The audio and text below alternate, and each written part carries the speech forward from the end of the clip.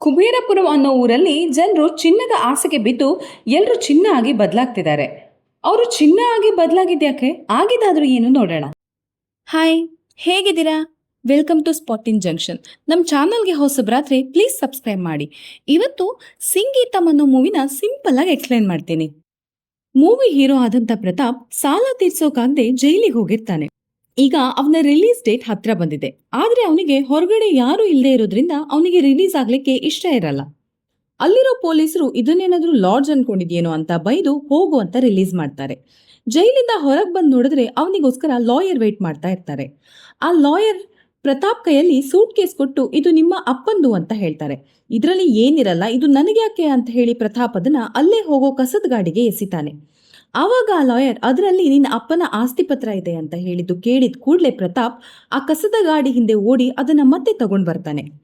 ಆ suit case open ಮಾಡಿ ನೋಡಿದಾಗ ಕುಬೇರಪುರಂ ಅನ್ನೋ ಊರಲ್ಲಿ ಅವನ ಅಪ್ಪನಿಗೆ 99 ಎಕರೆ ಅಗ್ರಿಕಲ್ಚರಲ್ ಲ್ಯಾಂಡ್ ಇದೆ ಅಂತ ತಿಳಿಯುತ್ತೆ. ಅವನಪ್ಪನ ಫೋಟೋ ಸಹ ಅದರಲ್ಲೇ ಇರುತ್ತೆ. ಇಷ್ಟೊಂದು ಆಸ್ತಿ ಇದೆ ಅಂತ ತಿಳಿದ ಮೇಲೆ ಪ್ರತಾಪ್ ಕೂಡಲೇ ಆ ಊರಿಗೆ ಹೋಗ್ತಾನೆ. ಪ್ರತಾಪ್ನ ರಿಸೀವ್ ಮಾಡ್ಲಿಕ್ಕೆ ಒಬ್ಬ ಅಲ್ಲೇ ಕಾಯ್ತಾ ಇರ್ತಾನೆ. ಪ್ರತಾಪ್ ಅವನ ಜೊತೆ ಹೋಗ್ತಾನೆ. ಹೋಗೋ ದಾರಿಲಿ ಡಿಸ್ಟರ್ಬ್ ಆಗಿ ಒಂದು ಮರಕ್ಕೆ ಹೋಗಿ ಗಾಡಿ ಗುದ್ದುತ್ತೆ. ಇಲ್ಲಿ ಗೌರಿ ಅನ್ನೋ ಹುಡುಗಿನ ತೋರಿಸ್ತಾರೆ. ಅವನು ಮರಕ್ಕೆ ಗುದ್ದಿದ್ದು ನೋಡಿ ಗೌರಿ ತುಂಬಾನೇ ಕೋಪ ಮಾಡ್ಕೋತಾಳೆ. ಅವ್ರ ಹತ್ರ ಮರಕ್ಕೆ ಸಾರಿ ಕೇಳಿಸ್ತಾಳೆ. ಪ್ರತಾಪ್ ಸಾರಿ ಕೇಳಿರಲ್ಲ, ಆದ್ರೆ ಗಾಡಿ ಕೈಕೊಟ್ಟು ಹೋಗಿರೋದ್ರಿಂದ ಗೌರಿ ಹತ್ರ ಲಿಫ್ಟ್ ಕೇಳ್ತಾನೆ. ಗೌರಿ ಲಿಫ್ಟ್ ಬೇಕಾದ್ರೆ ಸಾರಿ ಕೇಳು ಅಂತಾಳೆ. ಪ್ರತಾಪ್ ಸಾರಿ ಕೇಳೋ ಹಾಗೆ ಮಾಡ್ತಾಳೆ. ಮತ್ತೆ ಪ್ರತಾಪ್ ಗೌರಿ ಜೊತೆ ಹೊರಡ್ತಾನೆ. ಹೋಗ್ತಾ ಇರುವಾಗ ಕುಬೇರ ಮಂದಿರದ ಹತ್ರ ಗಾಡಿ ನಿಲ್ಲಿಸ್ತಾಳೆ ಗೌರಿ. ಪ್ರತಾಪ್ ನಮಸ್ಕಾರ ಮಾಡ್ತಿರುವಾಗ ಮೈನ್ಸ್ ಅಲ್ಲಿ ಯಾರಿಗೂ ಏನೋ ಆಗಿದೆ ಅಂತ ಪ್ರತಾಪ್ನ ಬಿಟ್ಟು ಗೌರಿ ಹೋಗ್ತಾಳೆ. ನೆಕ್ಸ್ಟು ರೇಣು ಅನ್ನೋಳನ್ನ ತೋರಿಸ್ತಾರೆ. ಅವಳು ಒಬ್ಬ ಫಾರಿನ್ ಅವನ ಹತ್ರ ಡೀಲ್ ಬಗ್ಗೆ ಮಾತಾಡ್ತಾ ಇರ್ತಾಳೆ. ಇದಕ್ಕೆ ಉದಯ ಮಾನ್ಯಮ್ಮ ಮಗ ಅಂದ್ರೆ ಪ್ರತಾಪ್ನ ಸೈನ್ ಬೇಕಾಗಿರುತ್ತೆ. ಅವರು ಒಬ್ಬ ಫೇಕ್ ಪ್ರತಾಪ್ನ ರೆಡಿ ಮಾಡಿರ್ತಾರೆ. ಅದೇ ಸಮಯಕ್ಕೆ ಬಂದ ಪ್ರತಾಪ್ಗೆ ಕುಬೇರಪುರಂ ಊರಲ್ಲಿ ಬಂಗಾರ ಇದೆ ಅಂತ ತಿಳಿಯುತ್ತೆ. ಪ್ರತಾಪ್ ಮತ್ತು ರೇಣು ತಂದೆ ಅಲ್ಲಿ ಗೋಲ್ಡ್ ಬಿಸ್ನೆಸ್ ಮಾಡಿರ್ತಾರೆ. ಉದಯಮಾನ್ಯಂ ಸತ್ ಹೋಗಿದ್ರಿಂದ ಪ್ರತಾಪ್ ಎಲ್ಲಿದ್ದಾನೆ ಅಂತ ತಿಳಿಯದೆ ಒಬ್ಬ ಫೇಕ್ ಪ್ರತಾಪ್ ಹತ್ರ ಸೈನ್ ಮಾಡಿಸಿ ಆ ಫಾರಿನರ್ಸ್ಗೆ ಕೊಡೋಣ ಅಂತ ಪ್ಲಾನ್ ಮಾಡಿರ್ತಾರೆ. ಆದ್ರೆ ಇಲ್ಲಿ ಇವಾಗ ರಿಯಲ್ ಪ್ರತಾಪ್ ಬಂದಿರ್ತಾನೆ. ರೇಣುಗೆ ಶಾಕ್ ಆಗುತ್ತೆ. ಪ್ರತಾಪ್ಗೆ ಇಲ್ಲಿರೋ ಎಲ್ಲಾ ವಿಷಯ ತಿಳಿದಿರೋದ್ರಿಂದ ಆ ಪೇಪರ್ಸ್ನ ಹರಿದು ಹಾಕ್ತಾನೆ. ಆಗ ಆ ಫಾರಿನರ್ 100 ಕೋಟಿ ಡೀಲ್ ಪೇಪರ್ನ ಹರಿದು ಹಾಕದ್ಯಲ್ಲ ಅಂತ ಜೋರಾಗ್ತಾನೆ. ಅಲ್ಲಿ ಎಲ್ಲಾ ಕಡೆ ಮೈನಿಂಗ್ ಮಾಡಿರ್ತಾರೆ, ಆದ್ರೆ ಆ ಗೌರಿ ಇದ್ದ ಮರದ ಹತ್ರ ಮೈನಿಂಗ್ ಮಾಡಿರಲ್ಲ. ಆವಾಗ ಪ್ರತಾಪ್ 50-50 ಆದ್ರೆ ಮಾತ್ರ ಆ ಮರನ್ ತೆಗೆದು ಮೈನಿಂಗ್ ಮಾಡೋಣ ಅಂತಾನೆ. ಮೈನಿಂಗ್ ಫ್ಯಾಕ್ಟರಿ ಹೊರಗಡೆ ಗೌರಿಯಲ್ಲಿ ಕೆಲಸ ಮಾಡ್ತಿರೋ ಜನರನ್ನ ಕರ್ಕೊಂಡು ಸ್ಟ್ರೈಕ್ ಮಾಡ್ತಿರ್ತಾಳೆ. ಮೈನಿಂಗ್ ಮಾಡುವಾಗ ಒಬ್ಬನಿಗೆ ಗಾಯವಾಗಿದೆ, ಅವನಿಗೆ ಸರಿಯಾದ ನ್ಯಾಯ ಕೊಡಬೇಕು ಅಂತ ಕೇಳ್ತಿರ್ತಾಳೆ. ಆದರೆ ಅದೇ ಫ್ಯಾಕ್ಟರಿಲಿ ಕೆಲಸ ಮಾಡ್ತಿರೋ ಅವಳ ಅಪ್ಪನಿಗೆ ರೇಣು ಇದೆಲ್ಲ ಸ್ವಲ್ಪ ಹೊತ್ತಲ್ಲೇ ಕ್ಲಿಯರ್ ಆಗಬೇಕು ಅಂತ ವಾರ್ನ್ ಮಾಡಿ ಹೋಗ್ತಾಳೆ. ಪ್ರತಾಪ್ನ ಊರಲ್ಲಿ ಬಿಟ್ಟು ನಿನ್ ಬಾಯಿ ಮುಚ್ಕೊಂಡು ಮನೆಗೆ ಹೋಗು ಅಂತಾನೆ. ಪ್ರತಾಪ್ನ ಊರಿಗೆ ಕರ್ಕೊಂಡು ಹೋಗುವಾಗ ಆ ಊರಿನವರೆಲ್ಲ ಇವನ್ ಯಾರು ಅಂತ ಗೌರಿ ಹತ್ರ ಕೇಳ್ತಾರೆ. ಪ್ರತಾಪ್ ಉದಯಮಾನ್ಯ ಮಗ ಅಂತ ತಿಳಿದ ಕೂಡಲೇ ಈ ಸುದ್ದಿ ಇಡೀ ಊರಿಗೆ ಹಬ್ಬುತ್ತೆ. ಗೌರಿ ಜೊತೆ ಅಜ್ಜಿ ಸಹ ಇರ್ತಾರೆ. ಇವರು ಮತ್ತು ಯಾರಿಗೂ ಅರ್ಥ ಆಗಲ್ಲ. ಇವಾಗ ಗೌರಿ ಇರೋ ಮರನ ತೆಗಿಲಿಕ್ಕೆ ರೆಡಿ ಆಗ್ತಾರೆ. ಇದನ್ನ ತಿಳಿದ ಗೌರಿ ಅಲ್ಲಿಗೆ ಬಂದು ಮರನ ಕಡಿಬೇಡಿ ಅಂತ ಬೇಡ್ಕೋತಾಳೆ. ಆದ್ರೆ ಆ ಊರಿನವರು ರೇಣು ಕೊಡೋ ಹಣಕ್ಕೆ ಆಸೆ ಬಿದ್ದು ಆ ಮರನ ತೆಗಿಲಿಕ್ಕೆ ಸಪೋರ್ಟ್ ಮಾಡ್ತಾರೆ. ಆಗ ಗೌರಿ ನೀವ್ ಈ ಮರನ ಕಡಿರಿ, ಆದ್ರೆ ನಂಗೆ ಬೇರೆ ಮರ ಕೊಡಿ ಅಂತಾಳೆ. ಮರ ಕೊಟ್ಟಿಲ್ಲ ಅಂದ್ರೂ ಸಣ್ಣ ಗಿಡವಾದ್ರೂ ಕೊಡಿ ಅಂತಾಳೆ. ಇಲ್ಲಿ ಮತ್ತೆ ಬೇರೆ ಮರ ಬೆಳೆಯಲ್ಲ ಅಂತ ಅವ್ರು ಹೇಳ್ತಾರೆ. ಅದಕ್ಕೆ ಗೌರಿ ಮರ ಬೆಳೆಯಲ್ಲ ಅಂತ ಗೊತ್ತಿದ್ರು ಈ ಮರನ ಯಾಕೆ ಕಡಿತಿದ್ದೀರಾ ಅಂತಾಳೆ. ಅವಳ ಮಾತು ಕೇಳದೆ ಮರ ಕಡಿಲಿಕ್ಕೆ ಮುಂದಾಗ್ತಾರೆ. ಆವಾಗ ಗೌರಿ ಒಂದ್ ಕಡ್ಲಿನ ಕುತ್ತಿಗೆ ಹತ್ರ ಇಟ್ಕೊಂಡು ಈ ಮರ ಕಡಿದ್ರೆ ನಾನ್ ಕೂಡ ಸಾಯ್ತೇನೆ ಅಂತ ಹೇಳ್ತಾಳೆ. ಅದೇ ಸಮಯಕ್ಕೆ ಬಂದ ಗೌರಿ ತಂದೆ ಅವಳ ಕೆನ್ನೆಗೆ ಹೊಡೆದು ಕರ್ಕೊಂಡು ಹೋಗ್ತಾನೆ. ಮತ್ತೆ ಊರಿನಲ್ಲಿರೋ ಆ ಒಂದೇ ಒಂದು ಮರನು ಕೂಡ ಕಡ್ದು ಹಾಕ್ಬಿಡ್ತಾರೆ. ಅದೇ ದಿನ ರಾತ್ರಿ ಗೌರಿ ಆ ಊರಿನ ಕುಬೇರ ಗುಡಿಗೆ ಹೋಗ್ತಾಳೆ. ಅಲ್ಲಿದ್ದಾಗ ಒಂದ್ ಸಣ್ಣ ಭೂಕಂಪ ತರ ಆಗಿ ಗೌರಿ ಅಲ್ಲೇ ಗುಹೆಯೊಳಗೆ ಬೀಳ್ತಾಳೆ. ಯಾರಾದ್ರೂ ಇದೀರಾ ಅಂತ ಕಿರಿಸ್ತಾಳೆ, ಆದ್ರೆ ಯಾವ ಸದ್ದು ಇರಲ್ಲ. ಮತ್ತೆ ಅವಳೇ ಸಮಾಧಾನ ಮಾಡ್ಕೊಂಡು ಕುಬೇರ ಸ್ವಾಮಿ ಹತ್ರ ಮಾತಾಡ್ತಾಳೆ. ಊರಲ್ಲಿರೋ ಒಂದೇ ಒಂದು ಮರನ್ ಕೂಡ ಕಡ್ದು ಹಾಕಿದ್ದಾರೆ. ಊರಲ್ಲಿ ಇಷ್ಟು ಜನ ಇದ್ರೂ ಸಹ ನನ್ ಕಡೆ ಒಬ್ರು ಮಾತಾಡ್ಲಿಲ್ಲ.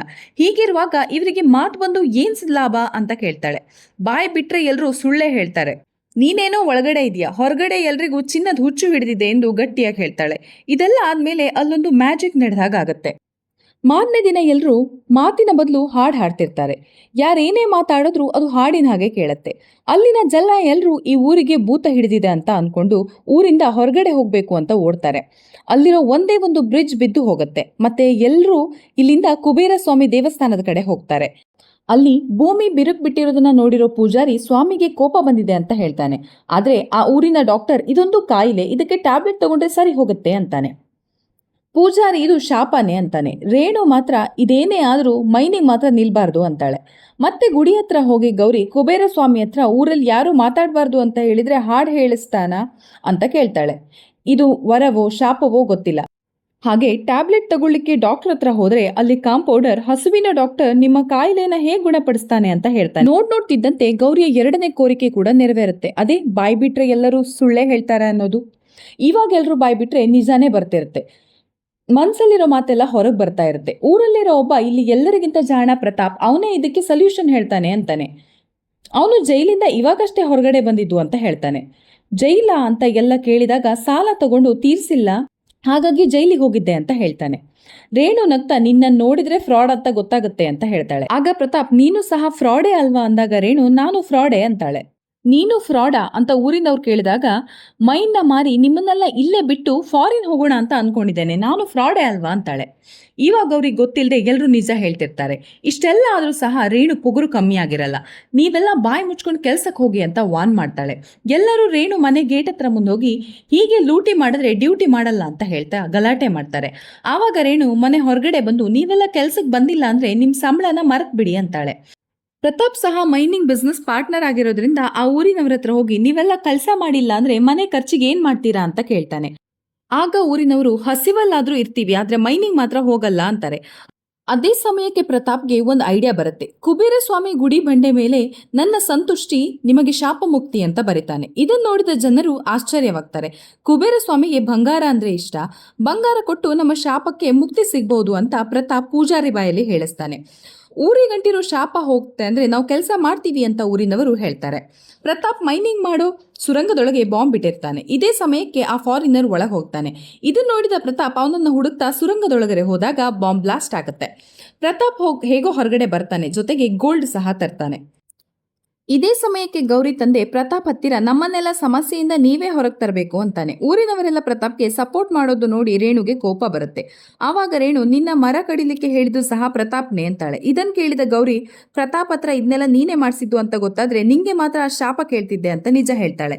ಇದನ್ನೆಲ್ಲ ಕೇಳಿದ ಊರಿನವರು ಗೌರಿ ಮೇಲೆ ಕೋಪ ಮಾಡ್ಕೋತಾರೆ. ಆಗ ಗೌರಿ ತಂದೆ ಇದೆಲ್ಲ ಏನು ಅಂಥದ್ದೇನು ಕೇಳ್ಕೊಂಡೆ ಅಂತಾರೆ. ನೀವೆಲ್ಲ ಸೇರ್ಕೊಂಡು ನನ್ನ ಮಡ ಕೆಡವಿದ್ರಿ, ನಾನು ಇದನ್ನೆಲ್ಲ ಕುಬೇರ ಹತ್ರ ಹೋಗಿ ಹೇಳ್ದೆ, ನನ್ಗೇನ್ ಗೊತ್ತಿತ್ತು ಕುಬೇರ ಸ್ವಾಮಿ ಕೇಳ್ತಾನೆ ಅಂತ ಹೇಳ್ತಾಳೆ. ಇಷ್ಟೆಲ್ಲ ಆಗಿದ್ದು ನಿನ್ನಿಂದ, ನೀನೇ ಸರಿ ಮಾಡು ಅಂತ ಮತ್ತೆ ಒಳಗಡೆ ಕಳ್ಸಕ್ಕೆ ಮುಂದಾಗ್ತಾರೆ. ಆದ್ರೆ ಪ್ರತಾಪ್ ಗೌರಿ ಬದಲು ಹೋಗ್ಲಿಕ್ಕೆ ಮುಂದಾಗ್ತಾನೆ. ಒಳಗೆ ಹೋದ ಪ್ರತಾಪ್ಗೆ ಯಾರೋ ಹೊರಗಡೆ ತಳ್ಳಿದ ಹಾಗೆ ಬಂದು ಬೀಳ್ತಾನೆ. ಆವಾಗಿಂದ ಪ್ರತಾಪ್ನ ಗೌರಿ ಅಜ್ಜಿ ಹಾಗೆ ಏನೇನೋ ಮಾತಾಡ್ತಾನೆ. ಅವನು ಆಗ ಗೌರಿಗೆ ಏನೋ ಹೊಳಿತದೆ. ಪ್ರತಾಪ್ ಮತ್ತು ಅವ್ರ ಅಜ್ಜಿಗೆ ನಿಧಾನವಾಗಿ ಒಂದೊಂದೇ ಪದ ಹೇಳಿ ಅಂತಾಳೆ. ಆವಾಗ ಆ ಮಾತು ಕಳ್ಕೊಂಡಿರೋದನ್ನ ಮತ್ತೆ ತರಬೇಕು ಅಂದ್ರೆ ಒಡೆದು ಹಾಕಿರೋದನ್ನ ಮತ್ತೆ ಕಟ್ಟಬೇಕು ಅಂತ ಸೆಂಟೆನ್ಸ್ ಫಾರ್ಮ್ ಆಗುತ್ತೆ. ಇದೇನಪ್ಪ ಅಂತ ಯೋಚನೆ ಮಾಡ್ತಾ ಇದ್ದಾಗ ಅಜ್ಜಿ ಮಾತಾಡ್ಲಿಕ್ಕೆ ಶುರು ಮಾಡ್ತಾಳೆ. ಫ್ಲಾಶ್ ಬ್ಯಾಕ್ ಕತೆ ಹೇಳ್ತಾಳೆ. ಪ್ರತಾಪ್ ಅವರ ಅಮ್ಮ ಆ ಊರಿಗೆ ತುಂಬಾನೇ ಒಳ್ಳೇದ್ ಬಯಸ್ತಾ ಇರ್ತಾಳೆ.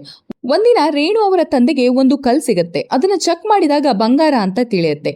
ಈ ವಿಷಯ ಪ್ರತಾಪ್ ಅಮ್ಮನಿಗೆ ಹೇಳಿದಾಗ ಅವಳು ಇಲ್ಲಿ ಮೈನಿಂಗ್ ಮಾಡಕ್ ಬಿಡಲ್ಲ ಅಂತ ಬೈತಾನೆ. ಆದ್ರೆ ಪ್ರತಾಪ್ ತಂದೆಗೆ ಚಿನ್ನದ ಮೇಲೆ ಆಸೆ ಬರುತ್ತೆ. ಹಾಗಾಗಿ ತನ್ನ ಹೆಂಡತಿಗೆ ಹೆರಿಗೆಲಿ ಪ್ರಾಬ್ಲಮ್ ಇದೆ, ಹೆರಿಗೆಗೆ ಪಟ್ನಕ್ಕೆ ಹೋಗ್ಬೇಕು ಅಂತ ಹೇಳಿಸಿ ಅವಳನ್ನ ಪಟ್ನಕ್ಕೆ ಕಳಿಸ್ತಾನೆ. ಅವಳು ಪಟ್ನಕ್ಕೆ ಹೋಗಿ ಹಿಂದಿರುಗಿ ಬರುವಷ್ಟರಲ್ಲಿ ಊರಲ್ಲಿ ಮರ ಎಲ್ಲ ಕಡ್ದಿರ್ತಾರೆ. ಅವಳು ಅಲ್ಲಿ ಮೈನಿಂಗ್ ನಡೀತಿರೋ ಜಾಗಕ್ಕೆ ಹೋಗಿ ಗಂಡನ ಹತ್ರ ಮಾತಾಡ್ತಾ ಇರುವಾಗ ಅಲ್ಲೇ ಬ್ರಿಡ್ಜ್ ಇಂದ ಬಿದ್ದು ಸಾಯ್ತಾಳೆ. ಇದರಿಂದ ತನ್ನಿಂದಾನೇ ಹೆಂಡತಿ ಸತ್ತು ಹೋದ್ಲು ಅಂತ ಆ ಮಗುವನ್ನ ಕರ್ಕೊಂಡು ಹೋಗ್ತಾನೆ. ಗೌರಿ ನೋಡ್ಕೊಳ್ತಿದ್ದ ಆ ಮರ ಸಹ ಪ್ರತಾಪ್ನ ಅಮ್ಮ ಕೊಟ್ಟಿದ್ದು ಅಂತ ತಿಳಿದಾಗ ಪ್ರತಾಪ್ ತುಂಬಾ ಬೇಸರಗೊಳ್ತಾನೆ. ಮತ್ತೆ ಪ್ರತಾಪ್ ತನ್ನ ತಪ್ಪಿನ ಅರಿವಾಗಿ ಊರಿನವರಿಗೆಲ್ಲ ಅವರ ಜಾಗಪತ್ರವನ್ನ ವಾಪಸ್ ಕೊಡ್ತಾನೆ. ಎಲ್ರೂ ಇಲ್ಲಿ ಮರ ನಡಿ ಅಂತ ಹೇಳ್ತಾನೆ. ಆದ್ರೆ ಆಗಿದ್ದೇ ಬೇರೆ. ಮಾರನೇ ದಿನ ನೋಡಿದಾಗ ಎಲ್ಲ ಚಿನ್ನವನ್ನ ಹುಡುಕ್ತಾ ಇರ್ತಾರೆ. ಅಲ್ಲಿಗೆ ಬಂದು ರೇಣು ನೀವ್ ಎಷ್ಟೇ ತೆಗೆದ್ರು ಅದು ಕಲ್ಲೇ, ಅದನ್ನ ತಗೊಳ್ಳೋರಿದ್ರೆ ಮಾತ್ರ ಅದಕ್ಕೆ ಬೆಲೆ ಅಂತ ಹೇಳ್ತಾರೆ. ನಿಮಗಿದ್ರಿಂದ ಲಾಭ ಬೇಕಿದ್ರೆ ಹೇಳಿ, ನಾನು ಆ ಫಾರಿನರ್ ಹತ್ರ ನಿಮ್ ಗೋಲ್ಡ್ನ ತಗೊಳಕ್ ಹೇಳ್ತೇನೆ ಅಂತಾಳೆ. ಆವಾಗ ಆ ಊರಿನವರು ಮತ್ತೆ ರೇಣು ಹಿಂದೆ ಹೋಗ್ತಾರೆ. ಆವಾಗ ಪ್ರತಾಪ್ ಗೌರಿ ಹತ್ರ ಇವ್ರಿಗೆ ಪತ್ರ ಕೊಟ್ಟು ತಪ್ಪು ಮಾಡ್ಬಿಟ್ನಾ ಅಂತ ಕೇಳ್ತಾಳೆ. ಆಗ ಗೌರಿ ನೀ ಊರ್ ಬಿಟ್ಟು ಹೋಗು ಅಂತಾಳೆ. ಆವಾಗ ಇನ್ನೊಂದು ಘಟನೆ ನಡೆಯುತ್ತೆ. ಇವಾಗ ಒಬ್ರನ್ನೊಬ್ರು ಮುಟ್ಟಿದ್ರೆ ಚಿನ್ನವಾಗಿ ಬದಲಾಗ್ತಾರೆ. ಎಲ್ರೂ ಭಯ ಬಿದ್ದು ಓಡ್ತಾರೆ. ಊರಿನ ಹೊರಗಡೆ ಹೋಗ್ಲಿಕ್ಕೆ ಇನ್ನೊಂದು ದಾರಿ ಇದೆ ಅಂತ ತಿಳ್ಕೊಂಡು ಓಡ್ತಾರೆ. ಇಲ್ಲಿ ಒಬ್ಬರಿಗೆ ಹೆರಿಗೆ ನೋವು ಬಂದು ಬೀಳ್ತಾಳೆ. ಯಾರು ಸಹಾಯಕ್ಕೆ ಬರಲ್ಲ. ಕೆಲವು ಹುಡುಗರು ಸೇರ್ಕೊಂಡು ಸಹಾಯ ಮಾಡ್ತಾರೆ.